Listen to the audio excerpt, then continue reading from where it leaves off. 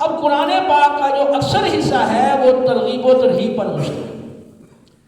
اب وہ جو عربی جانتا ہے وہ ویسے ہی سمجھ لے گا، جو عربی نہیں جانتا تو وہ اردو میں اگر پڑھے گا تو اس کو سمجھ لے گا، اور اسی طرح جو اپنے ہم زبان کسی عالم سے سنے گا تو وہ بھی سمجھ لے گا۔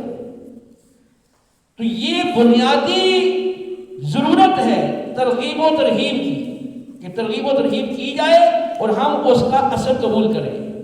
یہی چیز انسان کے اندر انقلاب لاتی ہے، یہی انسان کے اندر تبدیلی پیدا کرتی ہے۔ یا ایھا الناس قد جاءتکم موعظۃ من ربکم وشفاء لما فی الصدور وہدی ورحمۃ للمؤمنین۔